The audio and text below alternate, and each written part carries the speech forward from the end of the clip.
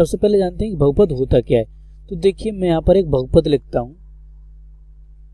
बहुपद को हम लिखते हैं p ऑफ x से, p ऑफ x से हम व्यक्त करते हैं बहुपद को, और ये होता है बराबर a0 plus a1x plus a2x square plus dot dot dot plus an x की घात n। यहाँ पे देखिए जो आपके a0, a1, a2, an है, ये आपके बहुपद के गुणांक होते हैं, और ये जो a0, a1, a2, an है, ये सारे आपकी वास्तविक संख्याएं हैं, तथा an 0 के बराबर नहीं होना चाहिए, तभी ये आपका n घात का बहुपद होगा। ओके, और जो n है वो आपका एक ऋणात्मक पूर्णांक है। अब ये जो आपका बहुपद लिखा गया है, यह वास्तविक संख्याओं पर चर x में एक बहुपद है। यहाँ पे चर क्या है, आपका x है। ओके, इसके अलावा और देखिए यहाँ पर और क्या है, जैसे कि यदि मैं उदाहरण के लिए लूँ, उदाहरण के लिए यदि मैं लूँ तो देखिए जैसे 4x square plus 5x minus 8, ये आपका एक क्या है, बहुपद है। अब जानते हैं बहुपदों के प्रकार के बारे में। यहाँ पे देखिए आपका x स्क्वायर का गुणांक है 4, x का गुणांक है 5, और जो आपका अचर गुणांक है, वो अचर जो पद है वो है -8। ओके, अब जानते हैं बहुपदों के प्रकार के बारे में कि हमारे बहुपद कितने प्रकार के होते हैं। तो देखिए पहला प्रकार होता है हमारा रैखिक बहुपद। रैखिक बहुपद क्या होता है, रैखिक बहुपद होता है यदि हमारे बहुपद में जो हमारा चर है उसकी अधिकतम घात 1 हो, तो वो हमारा रैखिक बहुपद होता है। जैसे कि लिए यदि मैं इसमें x की उच्चतम घात 1 ले लूँ, तो देखिए क्या बन जाएगा, ये बहुपद बन जाएगा हमारा p ऑफ x बराबर a0 प्लस a1x। यहाँ पर x की उच्चतम घात क्या है, 1 है, इसलिए ये रैखिक बहुपद है। और इसको हम सामान्यतः p ऑफ x बराबर ax प्लस b से व्यक्त करते हैं। ओके, तो ये होता है आपका रैखिक बहुपद। अब बात करते हैं द्विघात बहुपद की। द्विघात देखिए नाम से पता लग रहा है, द्विघात यानी कि 2 घात होनी चाहिए, इसमें चर की अधिकतम घातें 2 होनी चाहिए। तो देखिए यदि मैं अधिकतम 2 घातों वाला बहुपद लिखूं तो वो क्या हो जाएगा, वो हो जाएगा p ऑफ x बराबर a0 plus a1x plus a2x की घात 2, ये हो जाएगा। और इसको हम सामान्यतः लिखते हैं p ऑफ x बराबर ax square plus bx plus c से व्यक्त करते हैं इसको सामान्यतः हम। ओके, तो ये हो गया आपका द्विघात बहुपद। अब बात करते हैं आपके अगले प्रकार त्रिघात बहुपद के बारे में। त्रिघात बहुपद देखिए नाम से पता लग रहा है, त्रिघात यानी कि 3 घात होनी चाहिए, इसमें जो भी चर है उसकी उच्चतम घात 3 होनी चाहिए। तो देखिए यहाँ से 3 घात उच्चतम घात वाला बहुपद क्या हो जाएगा, वो हो जाएगा px बराबर a0 plus a1x plus a2x की घात 2 प्लस a3x की घात 3। इसको हम लिखते हैं p ऑफ x बराबर ax की घात 3 प्लस bx की घात 2 प्लस cx प्लस d से लिखते हैं सामान्यतः। ओके, तो इस तरह से हम बहुपद के प्रकार को देखते हैं। अब मैं प्रत्येक प्रकार का एक उदाहरण भी ले लेता हूँ। जैसे कि मैं रैखिक बहुपद का यदि मैं उदाहरण लूँ तो देखिए वो हो जाएगा हमारे पास में जैसे 2x प्लस 5, ये क्या है, रैखिक बहुपद, यहाँ पर x की उच्चतम घात 1 है। ओके, इसी तरह से यदि मैं द्विघात बहुपद का उदाहरण लूँ तो देखिए इसका उदाहरण हो जाएगा, मैंने यहाँ जो ऊपर लिखा हुआ है ये किसका उदाहरण है, द्विघात बहुपद का ही उदाहरण है। उसके अलावा देख लीजिए जैसे कि मैंने लिख दिया x square minus 2x plus 1, ये भी एक द्विघात बहुपद हो गया। यदि मैं त्रिघात बहुपद का उदाहरण लिखूँ तो देखिए ये हो जाएगा x की घात 3 माइनस 2x स्क्वायर प्लस में 3x माइनस 1, तो ये भी एक हमारा त्रिघात बहुपद हो गया, क्योंकि यहाँ पर x की जो चर है वो क्या है, x है, और उसकी उच्चतम घात है हमारी 3, तो इसलिए त्रिघात बहुपद हो गया। ओके, अब चलते हैं अगले बिंदु की तरफ। अगला बिंदु है हमारा रैखिक बहुपद का शून्य। और शून्य क्या होता है ये आप पिछली क्लास में भी जान चुके हो, फिर भी हम यहाँ पर बात करते हैं इसके बारे में। अब देखिए शून्य क्या होता है, शून्य को आपका x का वो मान होता है जो आपका चर होता है, उसका वह मान होता है जिस पर आपका बहुपद 0 के बराबर हो। ये इसको समझने के लिए मैं एक उदाहरण ले लेता हूँ। जैसे कि देखिए मैंने एक बहुपद ले लिया 2x प्लस 3, ये मैंने एक बहुपद ले लिया। अब शून्य क्या होता है, शून्य होता है यहाँ पर हमारा देखिए चर क्या है x, तो x का हमें वो मान बताना है जिस पर हमारा बहुपद 0 के बराबर हो, यानी कि 2x प्लस 3 बराबर हो आपका 0 के। तो यहाँ से x बराबर हो जाएगा -3/2। तो जो x का जो मान आता है वो आपका शून्य होता है। तो इसका मतलब इस रैखिक बहुपद का शून्य क्या होगा, -3/2 होगा। इसी तरह से रैखिक बहुपद है, यदि यहाँ पर द्विघात बहुपद होता तो उसका भी शून्य हम इसी तरह से निकाल लेते, उसको भी हम बराबर 0 के कर देते। त्रिघात बहुपद होता तो उसको भी हम निकाल लेते। अब यहाँ पे देखिए हम जानते हैं कि कितने शून्य होते हैं, किसी भी बहुपद के हमारे कितने शून्य होते हैं। तो जितनी घात का हमारा बहुपद होता है उतने ही हमारे शून्य होते हैं। यहाँ पे देखिए आपकी घात x की उच्चतम घात 1 थी तो इसलिए इसका 1 शून्य है। द्विघात बहुपद, यहाँ पर x की उच्चतम घात 2 होगी इसलिए इसके शून्य जो होंगे वो 2 होंगे। त्रिघात बहुपद, यहाँ पर x की उच्चतम घात 3 है तो इसके शून्य 3 होंगे। तो इस तरह से हम कितने शून्य होते हैं उनको हम बता सकते हैं। ओके, अब चलते हैं अगले बिंदु की तरफ। अगला बिंदु है आपका बहुपद के शून्यकों का ज्यामितीय अर्थ। अब देखिए शून्यकों को ज्यामितीय अर्थ समझने के लिए मैं एक रैखिक बहुपद का उदाहरण ले लेता हूँ। जैसे कि मैंने उदाहरण ले लिया आपका y बराबर 2x धन 5, ये मैंने एक उदाहरण ले लिया। अब देखिए यदि मैं इसका ग्राफ बनाऊं तो देखिए ग्राफ इसका किस तरह का ग्राफ बनेगा, इस तरह का ग्राफ बनेगा। यहाँ पे देखिए सबसे पहले आप x बराबर 0 रखोगे तो x y की वैल्यू आ जाएगी 5, यानी कि वो बिंदु आपका यहाँ पर होगा। उसके अलावा जब आप x की वैल्यू -1 रखोगे तो y की वैल्यू आ जाएगी आपके पास में 3, यानी कि वो बिंदु आपका यहाँ पर होगा। जब आप x की वैल्यू 1 रखोगे तो y की वैल्यू आ जाएगी 7, तो वो आपका बिंदु यहाँ पर होगा। तो इस तरह से वो आपकी एक लाइन होगी, ठीक है, ये आपकी एक लाइन होगी। अब इस लाइन को, ये आपकी x अक्ष था, ये आपका y अक्ष था, ये आपकी लाइन हो गई, रेखा हो गई आपकी y बराबर 2x प्लस 5। ओके, अब देखिए बहुपद का शून्यकों का ज्यामितीय अर्थ क्या होता है उसको समझते हैं। तो बहुपद के शून्यकों का ज्यामितीय अर्थ होता है कि जो शून्यक होते हैं बहुपद के वो बिंदु होते हैं, x के वो मान होते हैं जहां पर हमारा जो रेखा है या फिर जो बहुपद का ग्राफ है वो हमारा x अक्ष को कट करता है, यानी काटता है। x अक्ष को जहां पर भी काटता है वो जो बिंदु होता है वो बहुपद का शून्यक होता है। ओके, तो इस तरह से हम बहुपद के शून्यकों को ज्यामितीय अर्थ समझ सकते हैं। किसी भी हम बहुपद का ग्राफ बनाएं और वो x अक्ष को हमारा जहां पर काटेगा वो हमारा बहुपद का शून्यक होगा। जैसे कि लिए यहाँ देखिए, अब मैं एक ग्राफ बनाता हूँ द्विघात बहुपद का। जैसे कि देखिए मैंने यहाँ पर ये ग्राफ बना दिया। अब देखिए ये जो x, ये आपकी x अक्ष है और ये आपका y अक्ष है।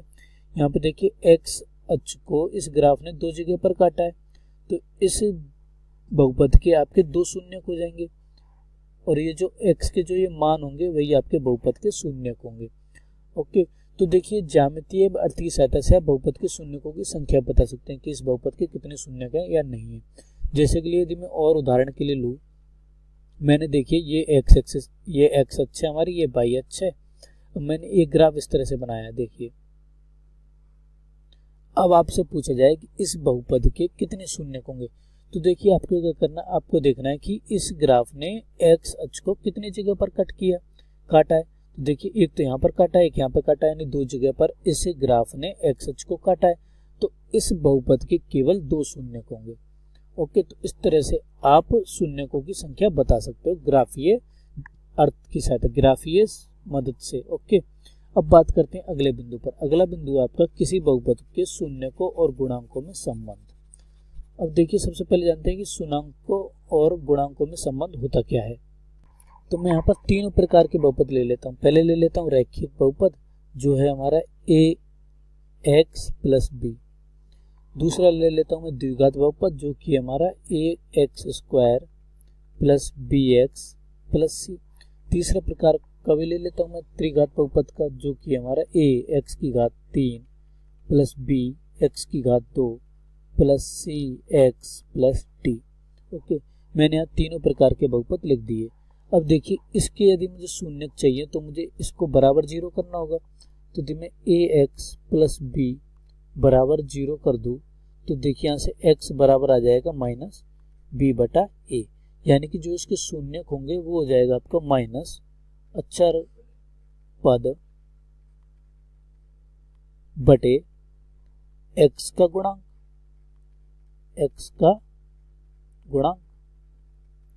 ये आपका शून्यक होता है। अब यहाँ देखिए ये रैखिक बहुपद है, इसमें x की अधिकतम घात 1 है, तो इसलिए एक ही क्या होगा आपका शून्यक होगा, और वो शून्यक आपका ये होगा माइनस अचर पद बटे x का गुणा। तो ये तो बात होगी रैखिक बहुपद के बारे में। अब बात करते हैं द्विघात बहुपद के बारे में, क्योंकि हमें इस पूरे अध्याय में द्विघात बहुपद के बारे में ही पढ़ना है। अब यहाँ पे देखिए, यहाँ पर हमारे शून्यक और गुणांकों के बीच में हमारे दो संबंध होते हैं। पहला संबंध क्या होता है? पहला संबंध होता है आपका शून्यकों का योग। शून्यकों का योग, शून्यकों का योग आपका बराबर होता है आपका माइनस x का गुणांक बटा x स्क्वायर का गुणांक। एक तो आपका ये संबंध होता है। दूसरा संबंध होता है आपका शून्यकों का गुणनफल। शून्यकों का गुणनफल ये आपका बराबर होता है अचर पद बटा x की घात 2 का गुणांक। तो ये आपके द्विघात बहुपद के दो संबंध होते हैं शून्यकों और गुणांकों के बीच में। आपको ये याद रखनी, यदि आपको इनका विस्तृत जानकारी लेनी है तो आपकी किताब में इनके बारे में दे रखा है, आप वहाँ से देख सकते हो। यदि आपको समझ में नहीं आए वहाँ से तो हमें कमेंट में लिख के बता दें, ताकि मैं बता सकूँ आपको कि किस तरह से ये आए हैं। ठीक है, इसी तरह से यदि मैं त्रिघात बहुपद की बात करूँ तो उसके भी आपके 3 संबंध होते हैं, जो कि आपकी किताब में दे रखे हैं, आप वहाँ से देख सकते हैं। ओके, अब बढ़ते हैं अगले बिंदु पर। अगले बिंदु पर जाने से पहले मैं बता देना चाहता हूँ कि ये जो आपका बिंदु है ये आपका बहुत ही महत्वपूर्ण बिंदु है। इस बिंदु से आपके प्रत्येक साल प्रश्न आते हैं। अब जो जिस प्रकार के प्रश्न आते हैं उनको हम आगे चर्चा करेंगे। तो अब बढ़ते हैं आपके अगले बिंदु की तरफ। अगला बिंदु आपका बहुपद के लिए विभाजन एल्गोरिथम। ये बिंदु भी आपका महत्वपूर्ण है, क्योंकि इससे भी प्रश्न आता है। या तो आपका प्रश्न इस 5वें बिंदु से आएगा, या आपका एक प्रश्न 6ठे बिंदु से आएगा। और ये जो आपका प्रश्न होगा ना, ये बड़ा प्रश्न होगा, यानी कि 3 अंक और 4 अंक वाला प्रश्न होगा। ओके, अब जानते हैं इस बिंदु के बारे में। इसमें क्या होता है? इसमें हम यूक्लिड विभाजन एल्गोरिथम की सहायता से हम बहुपद के शून्यकों को पता लगा सकते हैं। किस तरह से पता लगाते हैं उसके बारे में हम आपको प्रश्न की सहायता से आगे समझाएंगे। ओके, तो चलते हैं अब इस अध्याय से जुड़े हुए महत्वपूर्ण प्रश्न, जो कि आपके पिछले अध्याय में पिछले सालों में आए हुए प्रश्न हैं, या फिर जो आपके प्रश्न इस साल आ सकते हैं, उनके बारे में आप चर्चा करते हैं। विभिन्न प्रकार के प्रश्नों के बारे में हम यहाँ पर चर्चा करेंगे। ओके, तो चलिए आरंभ करते हैं चर्चा प्रश्नों के बारे में।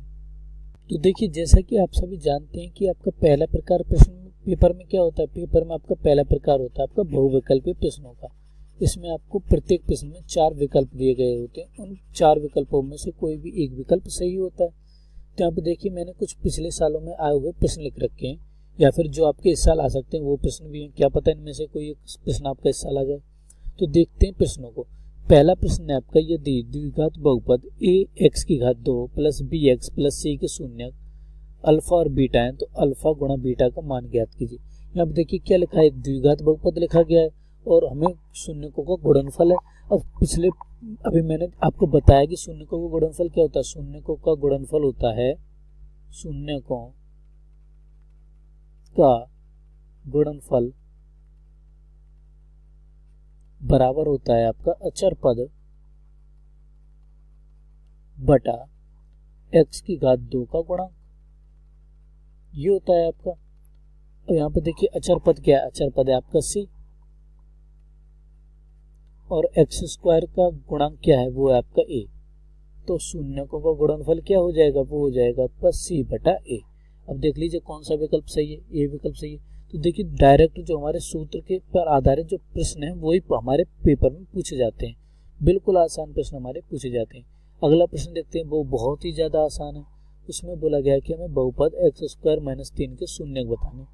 बहुत ही आसान प्रश्न है। हमें क्या करना है, इसको बराबर 0 के कर देना है। तो देखिए x स्क्वायर माइनस 3 बराबर हम 0 करते हैं तो x स्क्वायर बराबर 3 आ जाएगा। तो यहाँ से x बराबर आ जाएगा plus minus under root 3। Under root 3 हो जाएगा। x की वैल्यू, x की 2 वैल्यूज हो जाएंगी। यहाँ पर 2 मान होने भी चाहिए थे। क्यों होने चाहिए थे? क्योंकि जो हमारा बहुपद है वो हमारा द्विघात का बहुपद है, तो उसके 2 शून्यक होते हैं। तो एक शून्यक होगा हमारा अंडर रूट 3 और दूसरा शून्यक होगा माइनस अंडर रूट 3। तो इस तरह से हमारे 2 शून्यक हो जाएंगे। अब देखिए कौन सा विकल्प सही है। ये विकल्प हमारा सही हो जाएगा। अब देखते हैं अगला प्रश्न हमारा शून्यक -3 और 4 वाला द्विघात बहुपद है। यहाँ पर हमको शून्यक दे रखे हैं, उन शून्यकों की सहायता से हमें द्विघात बहुपद निकालना है। तो देखिए शून्यक है तो इसका मतलब इन मानों पर हमारे जो बहुपद है उसका मान 0 हुआ होगा, यानी कि देखिए इसको मैं लिख सकता हूँ x + 3 गुणा x - 4 बराबर 0 लिख सकता हूँ, क्योंकि देखिए यदि मैं x + 3 बराबर 0 करूंगा तो x बराबर आ जाएगा मेरा -3 और x - 4 बराबर जब मैं 0 करूंगा तो x बराबर आ जाएगा 4। तो -3 और 4 क्या हो जाएंगे, शून्य हो जाएंगे। तो मैं इसको इस तरह से लिख सकता हूँ। अब मैं दोनों का गुणन कर देता हूँ।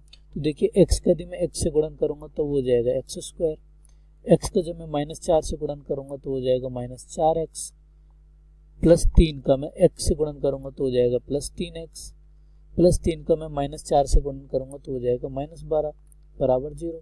तो यहाँ से ये आ जाएगा x⁻2 - x - 12 बराबर 0।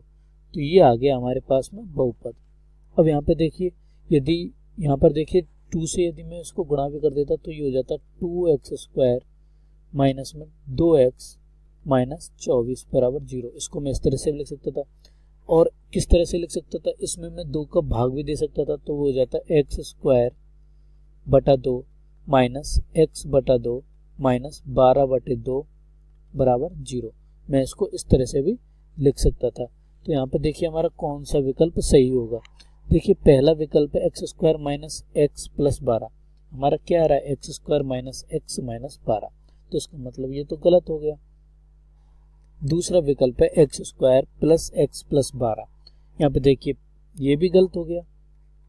तीसरा विकल्प से पहले मैं चौथा विकल्प देख लेता हूँ। चौथा विकल्प है आपका 2x² प्लस 2x, यहाँ क्या है -2x है, तो ये वाला विकल्प भी गलत हो गया। तीसरा विकल्प आप देखते हैं ये है x² बटा 2, x² बटा 2 माइनस x बटा 2 माइनस x बटा 2 -6 -12/2 कितना होता है, -12/2 होता है -6। तो इसका मतलब जो हमारा तीसरा विकल्प है वो हमारा सही हो जाएगा। तो देखिए तीनों प्रकार में से कोई भी आपको एक प्रकार दे सकता है। हो सकता है आपका ये प्रश्न इस साल आ जाए, इस साल वो क्या करेगा, इस साल वो 2 की टर्म में दे दे, 2 की गुणा करके दे दे इसको, तो इस तरह के वो प्रश्न दे सकता है। अब अगला प्रश्न देखते हैं। अगला प्रश्न आपका यदि द्विघात बहुपद x⁻2 plus a plus 1 x plus b के शून्य 2 और -3 है, तो बताइए a और b का मान क्या होगा। तो देखिए यदि इसके शून्य है तो इसका मतलब जब मैं x बराबर 2 रखूंगा तो इस बहुपद का मान 0 हो जाना चाहिए। तो मैं x बराबर 2 रखता हूँ सबसे पहले। तो देखिए यहाँ से ये हो जाएगा 2⁻2 प्लस a⁻1 गुणा 2 प्लस b बराबर 0 हो जाना चाहिए। तो यहाँ से ये हो जाएगा 2⁻2 यानी ये हो गया 4 प्लस में 1 गुणा 2 ये हो जाएगा 2a प्लस में 1 गुणा 2 ये हो गया 2 प्लस b बराबर 0। तो यहाँ से हमारा एक समीकरण बन गया 2a प्लस b बराबर -6। इसे मैं समीकरण नंबर 1 दे देता हूँ। ओके, अब देखिए दूसरा शून्य दे रखा है -3, तो -3 रखते हैं x की जगह, क्योंकि उससे भी हमारी इस बहुपद की जो मान होगा वो 0 के बराबर होगा। तो -3 रखते हैं तो ये हो जाएगा -3 का वर्ग plus a⁻1 into -3 plus b बराबर 0। आगे हल करते हैं तो देखिए -3 का वर्ग हो जाएगा हमारा 9, a गुणा -3 ये हो जाएगा -3a, 1 गुणा -3 ये हो जाएगा -3 प्लस b बराबर 0। यहाँ से देखिए ये हो जाएगा -3a धन b बराबर हो जाएगा 9 -3 ये हो जाएगा 6। 6 को जब मैं बाई तरफ ले जाऊंगा तो ये हो जाएगा, सॉरी दाई तरफ ले जाऊंगा तो ये हो जाएगा 9 -6 हो जाएगा। अब देखिए यहाँ से यदि मैं b का मान निकालूं तो b बराबर हो जाएगा मेरा -6 प्लस 3a। अब मैं इस b के मान को मैं समीकरण 1 में रख देता हूँ। तो देखिए ये हो जाएगा 2a -6 प्लस 3a बराबर -6। तो यहाँ से 5a बराबर आ गया हमारे पास में 0। तो a का मान आ गया हमारे पास 0। अब a का मान 0 आ गया तो b का मान क्या आ जाएगा, b का मान आ जाएगा हमारे पास -6। तो a का मान 0, b का मान -6, तो कौन सा विकल्प आपका सही है, चौथा विकल्प आपका सही हो जाएगा। तो इस तरह से हम इस प्रश्न को हल कर सकते हैं। अब देखिए अगला प्रश्न देखते हैं। अगला प्रश्न आपका शून्य, -2 और 5 वाले बहुपदों की संख्या बताइए। अब देखिए सबसे पहले क्या करते हैं, शून्य क्या दे रखे हमको, -2 और 5, तो इसका मतलब जो इसका गुणन होगा वो क्या होगा, x धन 2 और x माइनस 5 बराबर 0। आपका इस प्रकार का होगा। और यहाँ पर आपका कोई गुणांक हो सकता है, मान लेता हूँ मैं a गुणांक है, ठीक है। अब इसके बाद में देखिए a गुणांक, अब देखिए x प्लस 2 का मैं x माइनस 5 से गुणा करता हूँ, तो ये हो जाएगा x गुणा x, ये हो जाएगा x स्क्वायर, x गुणा -5 तो ये हो जाएगा -5x, प्लस 2 गुणा x ये हो जाएगा प्लस 2x, प्लस 2 गुणा -5 ये हो जाएगा -10 बराबर 0। तो यहाँ से देखिए a के पदों में आ गया हमारे पास में x की घात 2 माइनस 3x माइनस 10 बराबर 0। अब यहाँ पर ये आ गया एक हमारा द्विघात बहुपद आ गया। अब देखिए प्रश्न में हमसे पूछा कि हमें बहुपदों की संख्या बतानी है। तो देखिए बहुपद की जो संख्या है वो हमारी a पर निर्भर करती है कि a की का जो मान होगा वो हमारा क्या होगा, हो सकता है a का मान 1 हो सकता है a का मान 2 हो सकता है a का मान 3 हो सकता है a का मान 4 हो, तो a का तो कुछ भी मान हो सकता है। तो a के विभिन्न मानों के लिए हमारा जो बहुपद होगा वो विभिन्न हो जाएगा। तो इसका मतलब हमारे बहुपदों की संख्या कितनी हो जाएगी, 3 से अधिक हो जाएगी। तो ये आपका आंसर हो जाएगा, उत्तर हो जाएगा। तो देखिए यहाँ पे देखा होगा आपने कि जो आपके एक अंक के प्रश्न आते हैं वो कितने आसान प्रश्न आते हैं। केवल आपको 2 शून्य दे देता है, उसकी सहायता से आपको द्विघात बहुपद पूछ लेगा, या फिर मैं आपको द्विघात बहुपद दे करके शून्य पूछ लेता है। तो इस तरह के आपके प्रश्न एक अंक में पूछे जाते हैं। अब चलते हैं आपके अगले प्रकार, जो कि आपका लघुत्तरात्मक प्रश्नों के बारे में। तो अति लघुत्तरात्मक प्रश्नों के बारे में अब उन प्रश्नों को देखते हैं। तो वो हैं आपके अति लघुत्तरीय प्रश्न। यहाँ पे देखिए कुछ आपके अति लघुत्तरीय प्रश्न जो कि आपके बहुत कम आए गए हैं पिछले सालों में। यहाँ पर पहला प्रश्न है आपका, यदि द्विघात बहुपद k-1 गुणा x square plus kx plus 1 के शून्यकों में से एक शून्यक -3 है तो आपको k का मान बताना है। अब देखिए हमें एक द्विघात बहुपद दिया गया है, उसका हमें शून्यक दे रखा है 1 -3। अब यदि यह शून्यक है तो इसका मतलब है कि इस x के मान पर हमारा द्विघात बहुपद 0 के बराबर होगा। तो हमें क्या करना है, हमें x बराबर -3 इस जो द्विघात बहुपद इसमें रख देना है और इसको 0 के बराबर कर देना है। तो चलिए रखते हैं x बराबर -3। तो x बराबर जब -3 रखेंगे तो ये हो जाएगा k-1 गुणा -3 का वर्ग -3 का वर्ग प्लस k गुणा -3 प्लस 1 बराबर 0। अब यहाँ पे देखिए -3 का वर्ग हो जाएगा हमारा 9, तो 9 गुणा हो जाएगा k-1 -3 गुणा k ये हो जाएगा -3k प्लस 1 बराबर 0। अब देखिए 9 गुणा k ये हो जाएगा 9k माइनस 9 गुणा 1 ये हो जाएगा 9 माइनस 3k प्लस 1 बराबर 0। अब देखिए 9k माइनस 3k, 9k में से 3k गए तो ये हो जाएगा 6k। और यहाँ पे देखिए ये हो जाएगा -9 धन 1 तो ये हो जाएगा -8 बराबर 0। तो यहाँ से देखिए मैं -8 को यदि मैं दाईं तरफ ले जाऊं तो ये हो जाएगा 6k बराबर 8। तो यहाँ से k बराबर हो जाएगा 8/6। इसको आगे हल कर लेते हैं। तो 8 को मैं 2 से विभाजित कर देता हूँ, तो 2 से विभाजित करते हैं तो ये हो जाएगा 8/2 यानी 4/6/2 यानी 3। तो k का मान आ गया हमारे पास में 4/3। तो k का मान क्या हो जाएगा, k का मान हो जाएगा 4/3। तो आपको देखिए इस तरह से हल करना। अति लघुत्तरीय प्रश्न ये आपके एक अंक के प्रश्न होते हैं और बहुत ही आसान प्रश्न पूछे जाते हैं।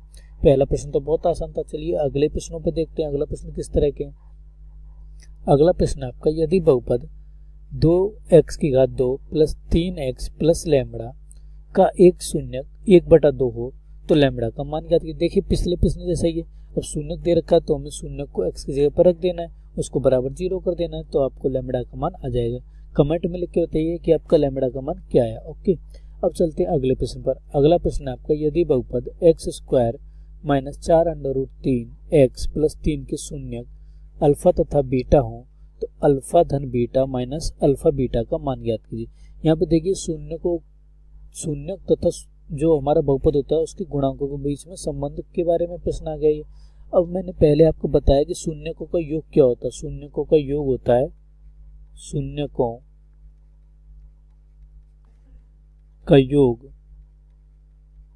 बराबर होता है आपका माइनस x का गुणांक बटा x की घात 2 का गुणांक। ये होता है हमारा शून्यकों का योग। यहाँ पे देखिए शून्य क्या दे रखे हैं, अल्फा और बीटा दे रखे हैं, तो योग हो जाएगा इनका अल्फा धन बीटा बराबर हो जाएगा माइनस। और यहाँ पे देखिए x का गुणांक क्या दे रखा है, x का गुणांक दे रखा है माइनस 4√3, तो ये हो गया माइनस 4√3 बटा यहाँ पे x स्क्वायर का गुणांक दे रखा है 1, तो ये हो गया। यहाँ से देखिए माइनस गुणा माइनस हो जाएगा प्लस, तो यहाँ से ये आ जाएगा 4√3। ये आ गया हमारे पास में अल्फा धन बीटा का मान। अब इसी तरह से एक संबंध और था, दूसरा संबंध था हमारा शून्यकों का गुणनफल के बारे में। शून्यकों का गुणनफल बराबर था हमारा अचर पद बटा x की घात 2 का गुणांक। ये था हमारा शून्यकों का गुणनफल का संबंध। यहाँ पे देखिए अचर पद क्या है, अचर पद है आपका 3 और आपका x की घात 2 का गुणांक है आपका 1, तो यहाँ से ये आ गया 3। और आपका शून्य क्या दे रखे थे, अल्फा और बीटा दे रखे थे, तो उनका गुणनफल हो जाएगा अल्फा गुणा बीटा। अब प्रश्न में हमसे पूछा था अल्फा धन बीटा माइनस अल्फा बीटा का मान, तो देखिए अल्फा धन बीटा माइनस अल्फा बीटा का हमें मान बताना है। अल्फा धन बीटा का मान आया हमारे पास 4√3 माइनस अल्फा बीटा का मान आया हमारे पास में 3, तो यहाँ पर 3 लग देते हैं, तो ये हो गया हमारा alpha plus beta minus alpha beta का मान 4√3 माइनस में 3। तो देखिए इस तरह से आपको प्रश्न हल करना है। एक अंक के प्रश्न होते हैं, बहुत ही आसान प्रश्न पूछे जाते हैं इस अध्याय से, आप आसानी से उनको हल कर लोगे। केवल आपको 2-3 जो भी आपके टॉपिक है महत्वपूर्ण बिंदु उनके बारे में आपको पढ़ना है। एक तो महत्वपूर्ण बिंदु आपको पढ़ना है शून्यकों और गुणांकों के बीच में संबंध के बारे में। एक आपको देखना है कि शून्य क्या होते हैं। यदि आपने 2 ये टॉपिक पढ़ लिए तो आपका एक अंक का प्रश्न तो आराम से हल हो ही जाएगा। और आपने शून्यकों और गुणांकों के बीच संबंध पढ़ लिया तो देखिए उससे 3 अंक के प्रश्न आते हैं, वो भी आसानी से हल हो जाएंगे। आगे उनके बारे में भी चर्चा करते हैं। तो चलिए बढ़ते हैं आपके अगले प्रश्नों के अगले प्रकार पर, जो है आपका लघु उत्तरीय प्रश्न। अब देखिए लघु उत्तरीय जो प्रश्न होते हैं ये किसी बोर्ड में, जैसे कि यदि मैं बात करूं राजस्थान बोर्ड की, तो वहां पर किसी में 2 अंक के पूछे जाते हैं, किसी में 3 अंक के बाद पूछे जाते हैं। एमपी बोर्ड में 3 अंक का पूछ लेता है, यूपी बोर्ड में 3 अंक का पूछ लेता है, 2 अंक का पूछ लेता है। इस तरह के वो प्रश्न पूछ लेते हैं विभिन्न बोर्ड अपने अपने हिसाब से। तो जानते हैं कि किस तरह के प्रश्न आते हैं। तो यहाँ पे देखिए पहला प्रश्न आपका एक द्विघात बहुपद ज्ञात कीजिए जिसके शून्यकों का योग तथा गुणनफल क्रमशः -3 और 2 है। यहाँ पे हमें द्विघात बहुपद बताना है जिसके शून्यकों का योग दे रखा है और गुणनफल दे रखा है। तो देखिए ये प्रश्न आपका हो गया शून्यकों और उनके जो गुणांक होते थे बहुपद के उनके मध्य संबंध का प्रश्न हो गया। मैंने आपको पहले बताया था कि ये जो पॉइंट है, जो आपका बिंदु है, वो बहुत ही महत्वपूर्ण है, उससे प्रश्न आएंगे। अब यहाँ पे देखिए हमें शून्यकों का योग दे रखा, हम क्या करते हैं, सबसे पहले हमें द्विघात बहुपद मान लेते हैं। तो माना कि द्विघात बहुपद हमारा क्या है, वो है हमारा ax की घात 2 प्लस bx धन c। ये हमारा एक द्विघात बहुपद है और इसके जो हमारे शून्यक है वो है हमारे अल्फा कॉमा बीटा। अल्फा और बीटा हमारे इस द्विघात बहुपद के शून्यक है। अब देखिए मैंने बताया कि शून्यकों का योग क्या होता है। शून्यकों का योग होता है यानी कि अल्फा प्लस बीटा बराबर होता है माइनस गुणा एक्स का गुणांक। तो एक्स का गुणांक यहाँ पे क्या है, बी है, तो ये हो जाएगा माइनस बी बटा एक्स स्क्वायर का गुणांक है ए, तो ये हो गया माइनस बी बटा ए। और शून्यकों का योग हमें -3 के बराबर दिया गया, तो ये हो जाएगा बराबर -3। इसी तरह से शून्यकों का गुणनफल यानी कि अल्फा गुणा बीटा बराबर हो जाएगा अचर पद यानी कि सी बटा एक्स स्क्वायर का गुणांक यानी कि ए हो जाएगा, सी बटा ए हो जाएगा, और वो हमें बराबर दे रखा है 2 के। तो यहाँ से यदि हम तुलना करें तो देखिए ए बराबर तो हो जाएगा हमारा 1, बी बराबर हो जाएगा 3 और सी बराबर हो जाएगा 2। ए बी सी के मान में इस द्विघात बहुपद में रख देता हूँ, तो यहाँ से द्विघात बहुपद आ जाएगा हमारे पास में एक्स स्क्वायर धन 3x धन 2। तो ये एक हमारा द्विघात बहुपद आ गया जिसके शून्यकों का योग -3 है और गुणनफल 2 है। ओके, तो इस तरह से आप इसको हल कर सकते हो। उसके अलावा एक और तरीका है, उसमें हम क्या होता है जनरली जो सामान्य एक समीकरण होता है वो होता है, वो क्या होता है, वो होता है हमारा किसी भी, यदि हमें शून्य को कोई योग दे रखा हो और गुणनफल दे रखा हो और हमें द्विघात बहुपद लिखना हो तो वो होता है हमारा x की घात 2 माइनस शून्यकों का योग, शून्यकों का योग गुणा x प्लस शून्यकों का गुणनफल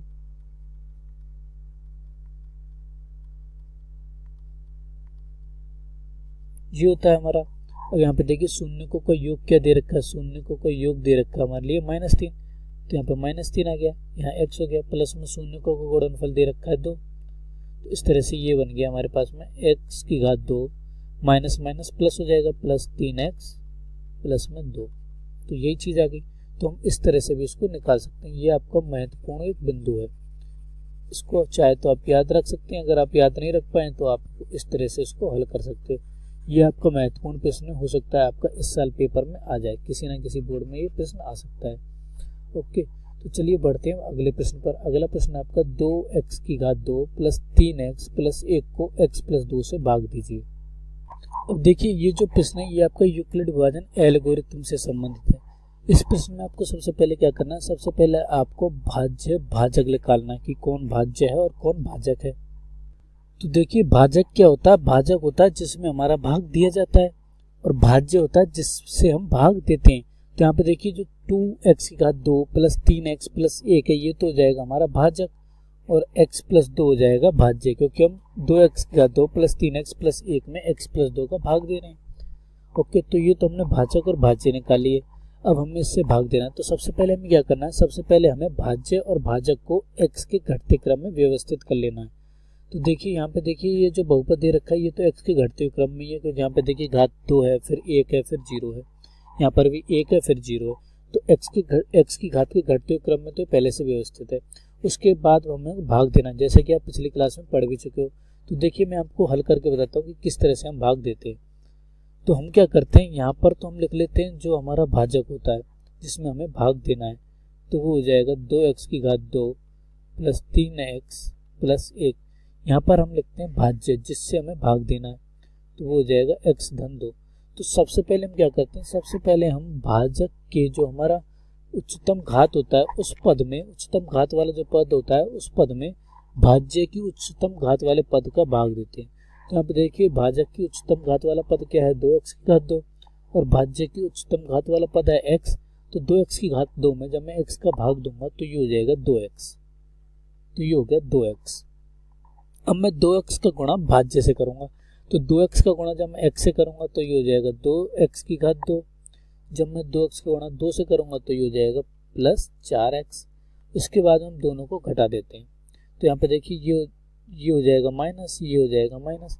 अब 2x स्क्वायर में से 2x स्क्वायर जाएंगे तो यहाँ तो हो जाएगा 0, यहाँ हो जाएगा प्लस का 3x है माइनस के 4x है, तो क्या बच जाएगा, माइनस का x बच जाएगा, प्लस में 1 हो जाएगा। नाउ इसके बाद में अब हमारा भाजक ये हो गया, भाज्य ये हो गया। अब फिर से हमें वही करना है कि भाजक की उच्चतम घात वाले पद में भाज्य की उच्चतम घात वाले पद का भाग देना है। ये हमें तब तक करना है जब तक कि हमारी भाजक की उच्चतम घात भाज्य की उच्चतम घात से कम नहीं हो जाए। ओके, तो यहाँ पे देखिए अभी 1 है बराबर है, तो अभी भी भाग दिया जा सकता है। तो यहाँ देखिए माइनस x में जब मैं x का भाग दूंगा तो ये -1 बार जाएगा, तो -1 हो जाएगा। अब यहाँ -1 का गुणा मैं भाज्य से करता हूँ और इसको यहाँ पे लिख देता हूँ, तो -1 का गुणा जब मैं x से करूँगा तो ये हो जाएगा -x, प्लस 2 का गुणा जब मैं -1 से करूँगा तो ये हो जाएगा -2। और फिर से सब्ट्रैक्ट कर देते, दोनों को घटा देते हैं, तो घटाते हैं तो देखिए ये तो हो जाएगा प्लस, ये हो जाएगा ये भी प्लस हो जाएगा, ये कैंसिल हो जाएगा, ये तो समाप्त हो जाएगा, यहाँ तो 0 हो जाएगा। और यहाँ पे देखिए +1 है प्लस 2 है तो +3 हो जाएगा। तो इसका मतलब जो हमारा भागफल होगा वो तो हो जाएगा हमारा 2x - 1 और शेषफल हो जाएगा 3, क्योंकि हमारी यूक्लिड विभाजन एल्गोरिथम क्या होती है, वो होती है हमारी भाजक बराबर भाज्य गुणा भागफल प्लस शेषफल। ये आप अध्याय 1 में भी पढ़ चुके हो, इसके अलावा आप पिछले क्लास में भी इसको पढ़ चुके हो। ओके, तो इसलिए मैंने यहाँ पर ऊपर नहीं बताया था, यहाँ पर बताया था क्योंकि मैं इसको प्रश्न की सहायता से आपको समझाना चाहता था। इस तरह से हम इसको हल करते हैं प्रश्न को। अब यहाँ पे देखिए यदि जो हमारा भागफल है वो बराबर 0 आ जाता तो इसका मतलब जो यहाँ पर जो भी आपका भागफल होता है वो भी आपका एक क्या हो जाता है, इसका एक गुणनखंड हो जाता है, यानी कि 2x² प्लस 3x प्लस 1 का आपके एक तो गुणनखंड हो जाता है x प्लस 2 और दूसरा गुणनखंड हो जाता है ये, यदि यहाँ पर शेषफल 0 हो जाता है। ओके, तो इस तरह से हम इन प्रश्नों को हल करते हैं। तो चलिए अब बढ़ते हैं अगले प्रश्न पर। अगला प्रश्न है यदि द्विघात बहुपद व्यंजक kx² plus 5x plus 3k के शून्यकों का योग उसके गुणनफल के बराबर हो तो k का मान ज्ञात कीजिए। तो देखिए वही प्रश्न आ गया आपका, शून्यकों और गुणनफलों के बीच में जो गुणनखंड है सॉरी जो आपके बहुपद के गुणांक होते हैं उनके बीच संबंध का ही प्रश्न है ये भी।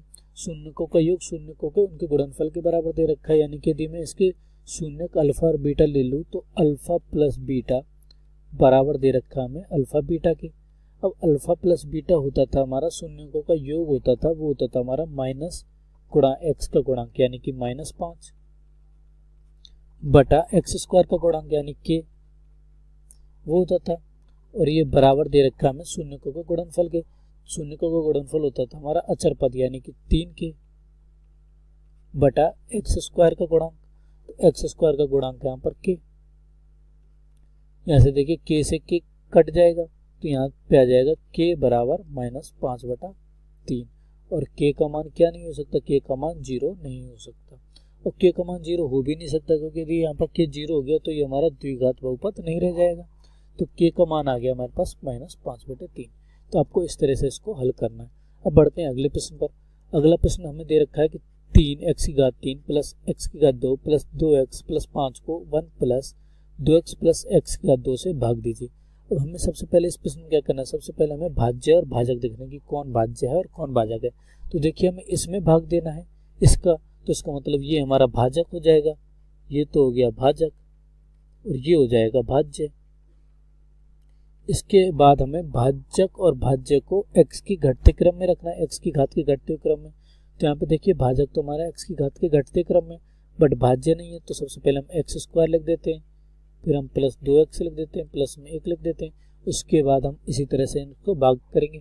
तो आप भाग दीजिए और हमें कमेंट में लिख के बताइए कि आपका भागफल और शेषफल क्या है। चलते हैं अगले प्रकार पर, जो कि आपका महत्वपूर्ण प्रकार है, उससे बहुत प्रश्न पूछे जाते हैं। ओके, अगला प्रकार है आपका लघु उत्तरीय प्रश्न का। अब ये जो प्रश्न होते हैं ये थोड़े बड़े प्रश्न होते हैं, कभी कभी 3 अंक में भी आ जाते हैं और कभी कभी ये 5 अंक में भी आ जाते हैं। तो या तो 3 अंक में हो सकता है, किसी बोर्ड में 4 अंक में आ सकते हैं या फिर 5। तो ये 3, 4, 5 अंक वाले प्रश्न है। अब प्रश्नों के बारे में जानते हैं। यहाँ पर देखेंगे कि प्रश्न किस तरह के आते हैं। तो देखिए पहला प्रश्न है कि दिए गए बहुपद f ऑफ x बराबर x³ plus 13x² plus 32x plus 20 में यदि एक शून्यक -2 है तो हमें शेष शून्य ज्ञात करने। अब यहाँ पे देखिए शून्य ज्ञात करने, तो यहाँ पर हमारा यूक्लिड विभाजन जो एल्गोरिथम है उसका हम यहाँ पर उपयोग करते हैं। हमें एक शून्य दे रखा है -2, इसका मतलब इस बहुपद का एक गुणांक क्या हो जाएगा, x प्लस 2 हो जाएगा। अब हमें इस बहुपद में x प्लस 2 का भाग देना है, तो हम क्या करते हैं, भाग देते हैं, जैसे कि हम पहले भी दे चुके हैं, पहले प्रश्न कराया था मैंने भाग का। यहाँ पर हम x प्लस 2 लेंगे क्योंकि ये क्या हो जाएगा, भाज्य हो जाएगा, और भाजक हो जाएगा x की घात 3 प्लस 13 x की घात 2 प्लस 32x प्लस 20। अब क्या करेंगे, सबसे पहले हम भाजक की उच्चतम घात में भाज्य की उच्चतम घात का भाग देंगे। तो देखिए यदि मैं x की घात 3 में x का भाग दूं तो ये जाएगा x² बार जाएगा, तो यहाँ पर x² आ जाएगा। अब मैं x² का गुणा भाज्य से करूंगा तो ये हो जाएगा x की घात 3 प्लस 2x की घात 2, फिर दोनों को घटाते हैं तो ये माइनस ये माइनस, x की घात 3 में से x की घात 3 गई तो 0 हो गया, 0 13 में से 2 गया तो ये हो जाएगा plus 11x² plus 32x plus 20। अब उसके बाद में अब ये हमारा भाजक हो जाएगा। अब इस भाजक में हमें इस भाज्य के उच्चतम घात का भाग देना है, तो भाजक की उच्चतम घात क्या है, अब है 2, तो उसका क्या हो जाएगा, उसका पद है 11x²। 11x² में जब मैं x का भाग दूंगा तो वो 11x बार जाएगा, तो यहाँ पे लिख देते हैं प्लस 11x। अब मैं 11x का x प्लस 2 से गुणा करता हूँ तो ये हो जाएगा 11x² प्लस 22x। देन घटाते हैं तो ये माइनस यहाँ पे ये 0 हो जाएगा। अब 32x में से तो मैं 22x घटाऊँ तो ये हो जाएगा प्लस में 10x प्लस 20। अब 10x में x का भाग देते हैं तो ये 10 बार चला जाएगा, प्लस में 10 हो जाएगा, 10 का गुणा में x प्लस 2 से करता हूँ तो ये हो जाएगा 10x प्लस 20। फिर घटाते हैं तो ये माइनस, ये माइनस, ये जीरो, ये जीरो, तो क्या आ गया हमारे पास, शेषफल जीरो आ गया। इसका मतलब क्या हो गया, इसका मतलब ये भी इसका एक गुणनखंड है। मैंने आपको पहले बताया था कि यदि हमारा शेषफल आ जाता है तो हमारा भागफल जो होता है वो हमारे बहुपद का गुणनखंड होता है। तो एक गुणनखंड तो था हमारा x प्लस 2, दूसरा गुणनखंड आ गया हमारे पास x की घात 2 प्लस 11x प्लस 10। अब हमें इसके शून्य बताने हैं, तो हमारे पास द्विघात बहुपद एक x की घात 2 प्लस 11x प्लस 10 बराबर 0। हमें अब x के मान निकालने, तो यहाँ पे देखिए यदि मैं 10 के गुणनखंड करूँ तो वो हो जाएंगे 10 गुणा 1। तो मैं इसको इस तरह से लिख देता हूँ, x की घात 2 प्लस 10x प्लस 10 बराबर 0।